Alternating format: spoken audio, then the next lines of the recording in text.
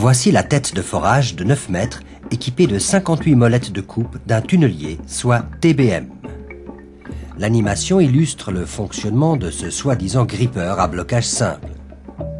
Son mécanisme automatique sera bloqué sur le côté de la roche. La tête de forage rotative est pressée contre le front et permet à chaque molette de coupe d'éclater la roche avec 26 tonnes de pression. Celle-ci tombe dans la roupelle à l'arrière de la tête de forage et rejoint la bande transporteuse. Parallèlement au forage, des mesures de sécurité seront prises à hauteur de l'abri, directement derrière la tête de forage.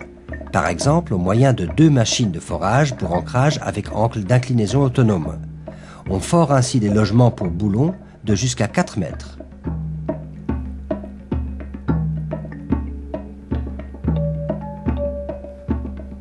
Encore un autre exemple, un dispositif de déplacement de tapis. Il passe par-delà le système d'ancrage et place les treillis soudés derrière l'abri pour protéger la tête contre les éboulements.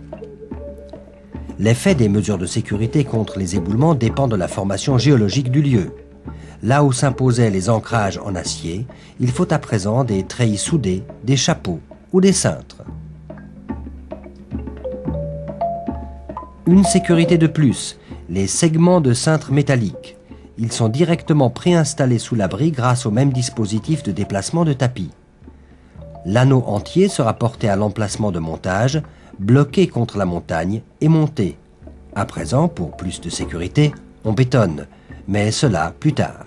La TBM pour roche dure fonctionne avec une paire de supports latéraux servant d'unité de blocage et sur lesquels repose l'avancement, soit le grippeur.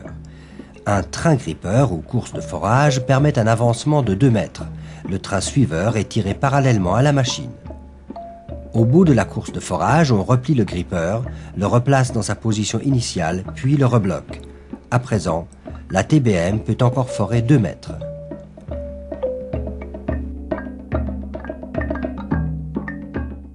Voici en accéléré les cycles d'abaissement et d'élévation des patins.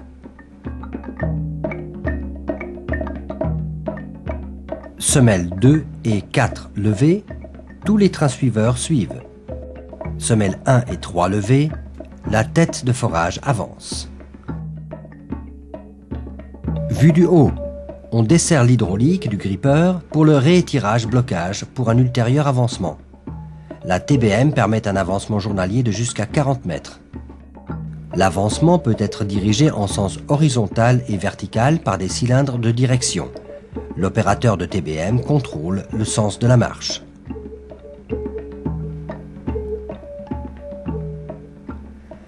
Le robot à projeter le béton sert à soutenir définitivement toutes les parois du tunnel excavé. D'ici à la tête d'avancement, il y a 60 mètres. Le train suiveur transporte tous les dispositifs et matériaux pour l'entretien des machines et le transport des déblais. C'est une vraie fabrique roulante de près de 410 mètres, ce qui correspond plus ou moins à 4 terrains de football alignés.